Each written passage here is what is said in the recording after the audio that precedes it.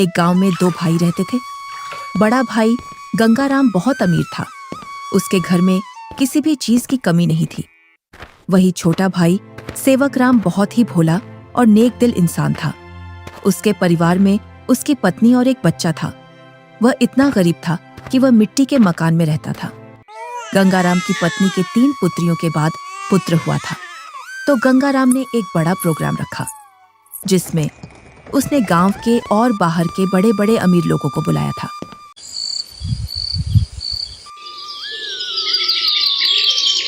सुबह से ही गंगाराम के घर के चारों ओर चहल पहल थी। कहीं पकवान बन रहे थे तो कहीं बच्चे खेल रहे थे और कहीं मेहमान आ रहे थे।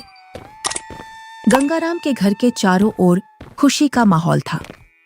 धीरे धीरे चारों ओर के मेहमान आ गए, पर आपके छोटे भैया सेवक कहीं दिखाई नहीं दे रहे हैं। अभी तक आए नहीं। आपने गांव में सबको बुलावा दिया है ना? अरे हाँ, बुलाया है उसको। आता ही होगा अपने बच्चों के साथ। तू यहीं रुक और मेहमानों को देख। मैं अभी आता हूँ व्यवस्था देखकर। इतना कहकर गंगाराम घर से बाहर चला जाता है और गुनगुनाता है, मैं उसको अपने प्रोग्राम में क्यों बुलाऊं? वो कहाँ और मैं कहाँ? मेरे यहाँ एक से बढ़कर एक अमीर मेहमान आ रहे हैं। अगर किसी को पता चल गया कि मेरा भाई इतना गरीब है तो मेरी नाक कट जाएगी। कुछ गांव के लोग सेवकराम के घर के आगे से गंगाराम के प्रोग्राम में जा रहे थे और सेवकराम अपने घर से खेतों पर जाने की तैयारी कर रहा था। जैसे ही वह घर से बाहर निकलता है तो उसको कुछ गांव वाले मिल जाते हैं। अरे सेवकराम, तू अपने भाई के घर नहीं गया? तेरी भाभी के बहुत दिनों बाद लड़का हुआ है। इसी उपलक्ष्य में तेरे भाई ने बहुत बड़ा प्रोग्राम रखा है। तू तो चाचा बन गया है और तू यहाँ, जबकि तुझे तो अपने भाई के घर सबसे पहले पहुँचना था। सेवकराम ये सुनकर दंग रह जाता है। इस बारे में उसे कुछ भी पता नहीं था, पर वह गांव वालों के सामने ऐसे बोलता है जैसे उसे पहले से सब पता है। अरे हाँ भाई, मुझे भी जाना है। बस थोड़ा सा खेतों पर काम बचा है, उसको मैं पूरा करके आता हूँ। जल्दी काम पूरा करके आ भाई। सुना है भाई गंगाराम ने बहुत ही स्वादिष्ट पकवान बनवाए हैं और उसने खाने पर पूरे गांव को बुलाया है। हाँ, ये तो बड़ी ही अच्छी बात है। तुम लोग चलो, मैं आता हूँ। जैसे ही गांव वाले वहां से निकल जाते हैं तो सेवकराम का मुंह उतर जाता है। ये तो बहुत खुशी की बात है, पर इसके बारे में तो मुझे कुछ पता ही नहीं है। चलो, मेरे बड़े भाई के घर पुत्र रत्न तो आया और मैं फिर से चाचा बन गया, पर मुझे इस बारे में कुछ बताया भी नहीं। शायद काम काज ज्यादा है, इसी वजह से मुझे बताना भूल गया होगा, वरना ऐसा हो नहीं सकता कि मेरा भाई मुझे न बुलाए। अरे भाग्यवान, तुमने सुना? तुम्हारी जेठानी के लड़का हुआ है। कुछ गांव वाले इधर से गुजर कर जा रहे थे। क्यों ना अपन भी चलें बड़े भाई के यहाँ? सुना है बहुत ही अच्छे अच्छे पकवान बने हैं वहाँ पर। अरे, ये तो बड़ी खुशी की बात है। आप फिर से चाचा बन गए और मैं चाची, परंतु उन्होंने हमें बुलाया नहीं। बिना बुलाए हम कैसे जा सकते हैं उनके प्रोग्राम में? बिना बुलाए वहाँ जाना सही नहीं होगा। अगर गांव में इस बात का पता चल गया कि हम बिन बुलाए उनके प्रोग्राम में आए हैं तो लोग क्या कहेंगे? बड़े भैया इतना बड़ा प्रोग्राम कर रहे हैं और इतने बड़े प्रोग्राम में पूरे काम की जिम्मेदारी भी उन्हीं पर है। तुम्हें पता है ना उनके पास कितना कामकाज होगा। इसी कामकाज की वजह से हमसे बोलना भूल गए होंगे और प्रोग्राम वाला आदमी तो कुछ ना कुछ तो भूल ही जाता है। आप लोग चलो ना, मैं अपने ताऊ का घर और अपने छोटे भाई को देख आऊंगा। कैसे चलें बेटा? मन तो मेरा भी बहुत कर रहा है जाने को, पर उन्होंने हमें प्रोग्राम का निमंत्रण भी नहीं दिया और ना ही हमसे बोला। उन्होंने फिर किस मुंह से उनके प्रोग्राम में जाएं? क्या हम अपने छोटे भाई से मिलने नहीं जाएंगे पापा? क्यों नहीं, हम जरूर चलेंगे आपके छोटे भाई से मिलने के लिए। क्यों आप छोटे बच्चे को झूठी तसल्ली दे रहे हो? तुम्हें पता है ना, तुम्हारे बड़े भाई हमें उनके बराबर नहीं समझते हैं, तभी तो उन्होंने हमें प्रोग्राम में नहीं बुलाया है। तुम तो सदा गड़े मुर्दे उखाड़ती हो। ऐसा नहीं है, वो हमको चाहते हैं। वो तो कामकाज की वजह से बुलाना भूल गए हैं। तुम्हें लग रहा है कि भैया तुम्हें बुलाना भूल गए हैं तो तुम जाओ। बिन बुलाए मैं नहीं जाने वाली कहीं। मैं तो खूब खुश हूँ अपने घर में। आपको जाना है तो जाओ। ठीक है, मैं और मुन्ना चले जाते हैं। तुम्हें नहीं जाना तो मत चलो। आप जा रहे हो तो जाओ, पर उधर से जल्दी लौट कर आना। सेवकराम और उसका बच्चा प्रोग्राम में जाने के लिए तैयार हो जाते हैं। अब तुम प्रोग्राम में जा रहे हो तो बच्चे को देने के लिए कुछ तो ले जाना पड़ेगा। हाँ, बहुत देर से मैं भी यही सोच रहा था, बच्चे के लिए क्या ले जाऊं, और बाजार से ले जाने के लिए मेरे पास पैसे भी नहीं हैं। आप तो ये लकड़ी का झूला ले जाओ जो तुमने मुन्ना के लिए बनाया था। अब मुन्ना के कुछ काम का नहीं है। हाँ, यही ले जाता हूँ, इसमें बच्चा खूब आराम से सोएगा। सेवक राम उस झूले को उठाकर चल देता है और उसके साथ में उसका लड़का भी चल देता है।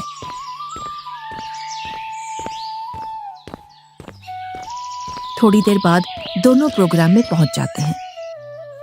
यहाँ तो खूब अमीर मेहमान आए हैं और बच्चे को देने के लिए शानदार और महंगी महंगी वस्तुएं लाए हैं।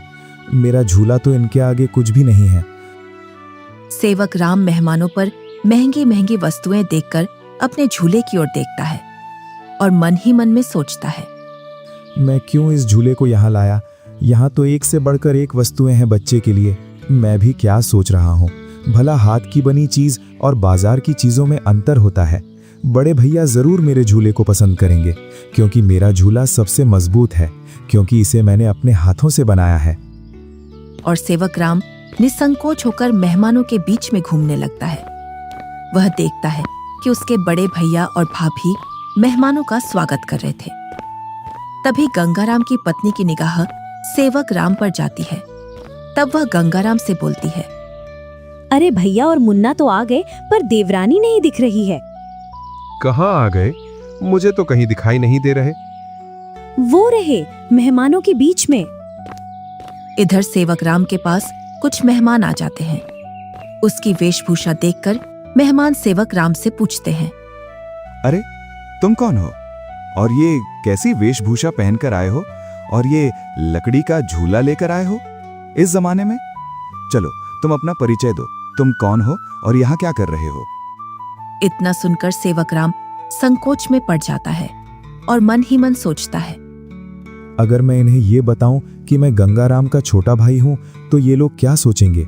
एक भाई इतना अमीर और एक भाई इतना गरीब कि वो प्रोग्राम में एक जोड़ी कपड़ा भी सही से पहनकर नहीं आ सकता है।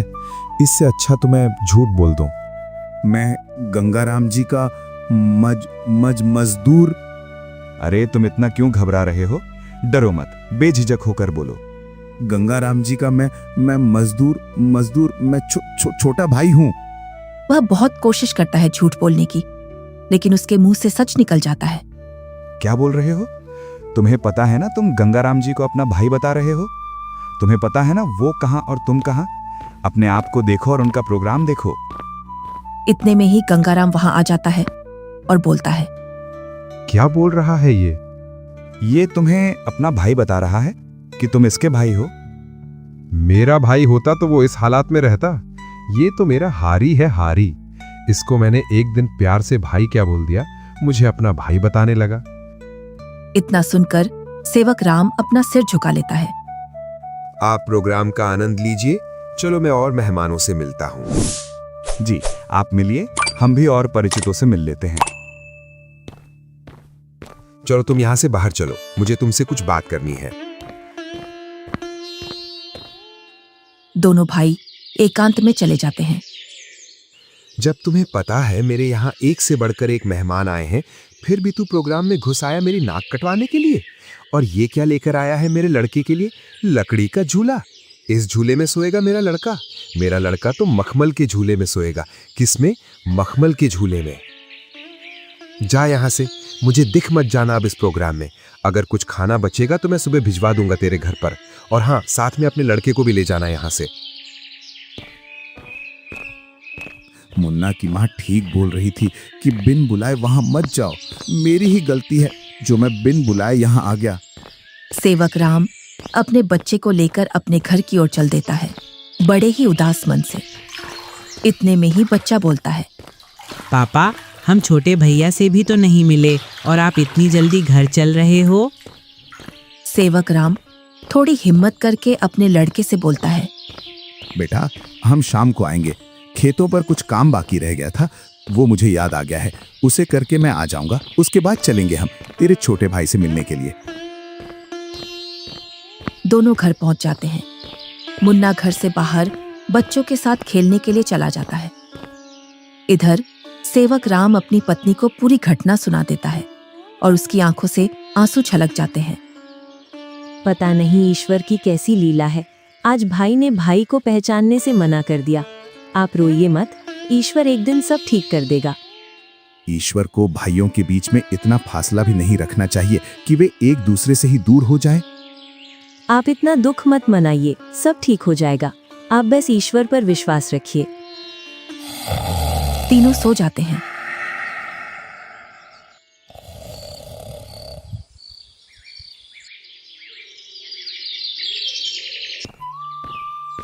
दूसरा दिन गंगाराम के दरवाजे को कोई बजाता है। पता नहीं अब कौन आ गया। कल का इतना थका हारा हूं, फिर भी लोगों को समझ में नहीं आता है और आकर दरवाजा खटखटाने लग जाते हैं। गंगाराम जैसे ही दरवाजा खोलता है तो वह देखता है कि सामने एक साधु खड़ा है। क्या है महाराज, क्यों दरवाजे को बजा रहे हो? कुछ नहीं बेटा, बड़े जोरों की भूख लगी है। बस थोड़ा सा खाना मिल जाता तो मेरी भूख मिट जाती। क्या खाना? यहाँ खाना मुफ्त में नहीं मिलता है और ऐसी दोपहर में तुम्हें कहां से खाना ला कर दूं? बेटा, घर में कुछ तो होगा, उसमें से ही कुछ खाने को दे दो जिससे मेरी भूख शांत हो जाए। इतना बड़ा गांव है, तुम्हें मेरा ही घर मिला खाना मांगने के लिए?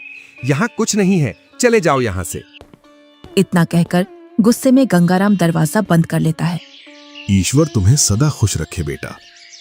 इतना बोलकर साधु वहां से चला जाता है। इधर गंगाराम की पत्नी गंगाराम से पूछती है, कौन आया था दरवाजे पर जो तुम इतने जोर से उस पर चिल्ला रहे थे? कोई नहीं, एक ढोंगी बाबा आया था दरवाजे पर, बोल रहा था खाना खिला दो, तो मैंने उससे मना कर दिया, यहाँ नहीं है खाना। तुम भी पता नहीं अब किस नशे में रहने लगे हो। कल का इतना सारा खाना बचा था, वो वैसे ही फेंकेगा। उसमें से कुछ खाना खिला देते। मैंने ये खाना गरीबों और ढोंगियों के लिए नहीं बनवाया है। ये खाना सिर्फ हम जैसे बड़े लोग ही खा सकते हैं। गंगाराम की पत्नी गुनगुनाते हुए वहां से अपने कमरे में चली जाती है। इनको तो पता नहीं अब किस बात का नशा आने लगा है। सीधे मुंह अब किसी से बात ही नहीं करते हैं। इधर साधु सेवक राम के घर के सामने पहुंच जाता है और बाहर से आवाज लगाता है, अरे घर में कोई है? अरे घर में कोई है?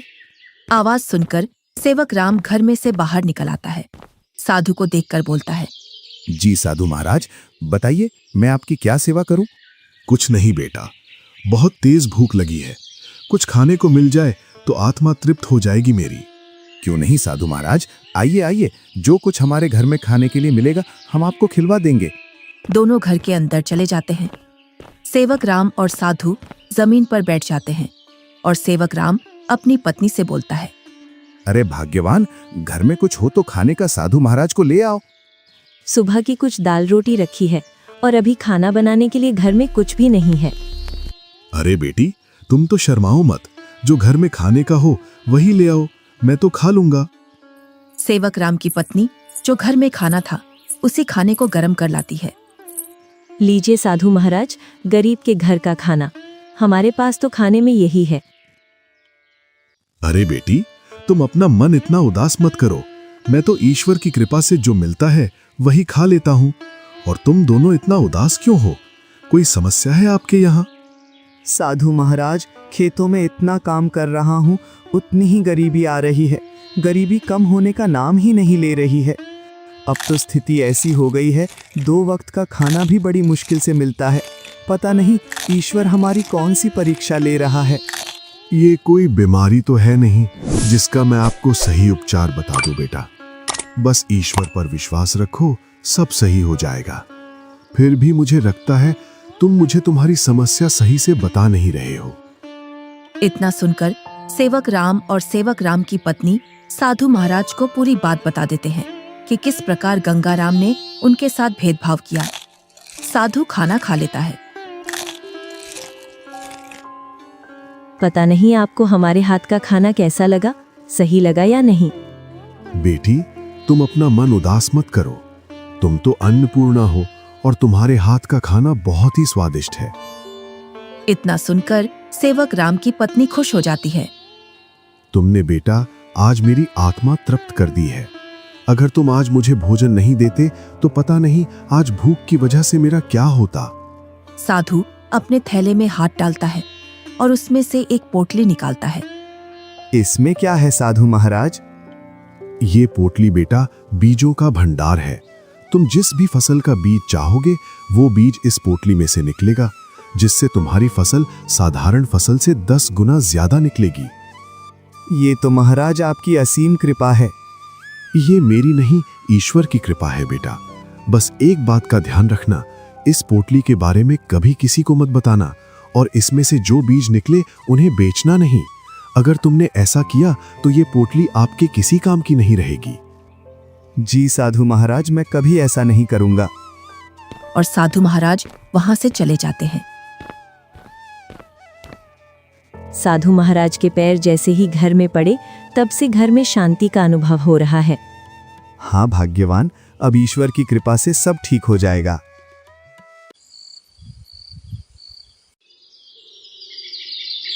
जैसे ही सेवक राम ने अपने खेतों में उन बीजों की बुआई की तो चारों ओर सेवक राम की फसल के ही चर्चे थे। इधर गंगा राम अपने धन के घमंड में जी रहा था, जिससे वह किसी से भी सीधे मुंह बात नहीं करता था। इधर सेवक राम की संपत्ति बढ़ रही थी और गंगा राम की घट रही थी, और इसी के साथ गंगा राम के घर में अशांति भी बढ़ रही थी। कुछ ही दिनों में सेवक राम ने गांव में गंगा राम से भी बड़ा मकान बना लिया था, और सेवक राम अब अपने घर में खूब खुशी खुशी रह रहा था। पर एक दिन, मालिक, अब मैं आपके यहाँ काम नहीं करूंगा। अब मुझे दूसरे गांव में आपसे ज्यादा जमीन मिल रही है और इससे भी अच्छी उपजाऊ। क्या बोल रहे हो हरिया तुम? तुम्हें पता है मेरे पास कितनी जिम्मेदारियां हैं? तुम चले जाओगे तो मैं अकेला कैसे खेती और घर संभालूंगा, और ऊपर से मैं अकेला आदमी। मुझे जहाँ मुनाफा मिलेगा मैं वहीं काम करूंगा मालिक। अगर मुझे इतनी ही मेहनत में मुझे वहां ज्यादा फसल मिलेगी तो मैं वहीं जाऊंगा। अरे हरिया, मैं भी तो तुम्हें खूब मुनाफा करवाता हूँ। बस तुम इस साल और रुक जाओ, मैं जब तक दूसरा हारी देख लूंगा। मालिक, 2 सालों से तुम मुझे बेवकूफ बना रहे हो। न तो तुम अनाज ज्यादा देते हो और न ही तुम दूसरा हारी रखते हो। मैं तो चला, तुम जानो और तुम्हारी खेती। अरे नहीं, ये तो चला गया। अब मैं क्या करूंगा? कई सालों से मैंने खेतों में काम भी नहीं किया है, जिससे अब मुझसे खेतों में काम भी नहीं होगा। क्यों ना मैं सेवक राम के यहाँ जाऊं? अब तक तो उसने उसकी सारी जमीन बेच दी होगी, क्योंकि हालात तो वैसे भी खराब चल रहे थे उसके। वो जरूर मेरे खेतों पर काम कर लेगा। गंगा राम सेवक राम से मिलने के लिए चल देता है।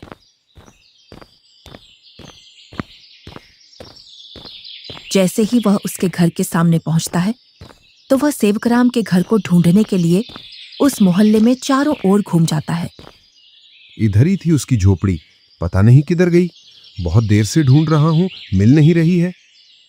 तभी वहां से एक गांव का व्यक्ति गुजर कर जा रहा था तो गंगाराम उस व्यक्ति से पूछता है, अरे भैया, सेवक राम की झोपड़ी थी यहाँ, वो कहाँ है? कितने दिनों बाद आ रहे हो भैया इधर? शादी के बाद अब आया हूँ इधर। इसीलिए तो तुम्हें वो झोपड़ी नहीं मिल रही है। अरे भैया, तुम जो सामने मकान देख रहे हो बहुमंजिला, यही घर है सेवक राम का। ये कैसे हो सकता है? 2 साल पहले तो ये गरीब हुआ करता था। हाँ भैया, 2 साल पहले गांव में सबसे गरीब व्यक्ति यही था। पता नहीं भैया, इसने खेतों में कौन सा खाद डाला है जिससे इसकी पैदावार सबसे ज्यादा निकलती है। घर बताने के लिए बहुत बहुत धन्यवाद। और गंगाराम उस घर के अंदर चला जाता है। जैसे ही सेवक राम अपने बड़े भैया को घर के अंदर देखता है तो वह बहुत खुश होता है। अरे मुन्ना की माँ, वो देखो हमारे घर में कौन आया है। बड़े भैया, आओ भैया बैठो।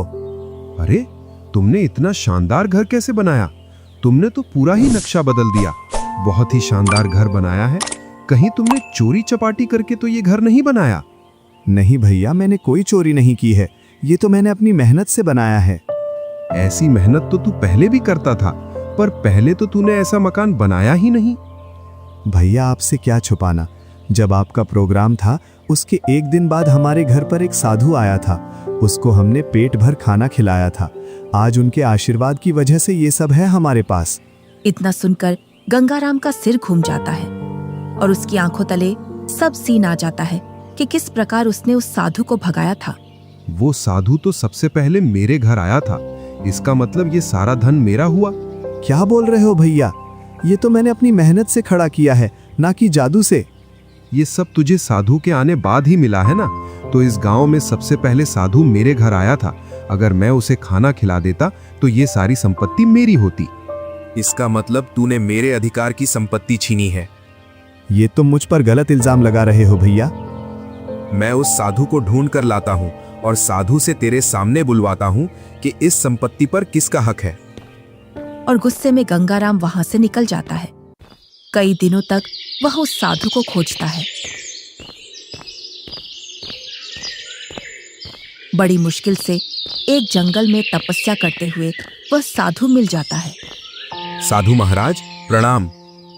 कौन हो बेटा जो तुम मेरी तपस्या में व्यवधान डाल रहे हो? मैं गंगाराम हूँ। आज से 2 वर्ष पूर्व तुम मेरे घर आए थे खाना खाने के लिए, जब तुम्हें जोरों की भूख लग रही थी। तुम तो वही हो ना जिसने खाना देने से मना कर दिया था? हाँ, पर उस संपत्ति पर पहला हक मेरा बनता है जो तुम मेरे भाई को देकर आए हो, क्योंकि तुम खाना मांगने सबसे पहले मेरे घर आए थे। कौन सी संपत्ति? मैंने तो उसे सिर्फ आशीर्वाद दिया था, क्योंकि उसने बड़े ही सम्मान के साथ खाना खिलाया था, और वो धन तो उसकी मेहनत और ईमानदारी का फल है।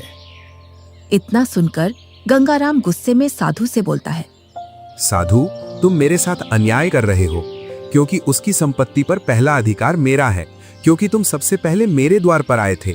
अगर तुम मुझे ये पहले ही बता देते कि मैं तुझे और भी अमीर बना दूंगा, तो मैं तुम्हें उससे भी अच्छा भोजन कराता। उसने क्या खिलाया होगा आपको? सूखी रोटी? गंगाराम साधु से बहुत वाद विवाद करता है और गुस्से में साधु से बोलता है, जिससे साधु को क्रोध आ जाता है। बालक, तुमने मेरी सब्र की सीमा खत्म कर दी है। तुम मेरे श्राप से अब बच नहीं सकते हो। इतना सुनकर गंगाराम के होश उड़ जाते हैं। इतने में ही सेवक राम और गंगाराम की पत्नी आ जाती है। क्षमा कीजिए साधु महाराज, क्षमा कीजिए। अरे बेटी, तुम क्यों माफी मांग रही हो? मेरे पति थोड़े उग्र हैं, उनको पता नहीं है किससे कैसे बात करना है। इतना सुनकर गंगाराम भी माफी मांग लेता है। गंगाराम, अभी तक तुम्हारा जो घर चल रहा था वो तुम्हारी पत्नी के निर्मल भाव की वजह से चल रहा था। अब तुम अपने लालच को छोड़ दो और दोनों भाई साथ साथ रहो, क्योंकि तुम्हारा छोटा भाई बहुत ही ईमानदार है। जी साधु महाराज। तुम्हें कैसे पता चला मैं यहाँ हूँ? आप जिस दिन साधु महाराज की खोज में निकले, उसी दिन भैया मेरे पास पहुँच गए थे और उन्होंने आपके बारे में मुझे सब बता दिया था। भाई हो तो तेरे जैसा, मेरे जैसा भाई किसी को भी नहीं मिले।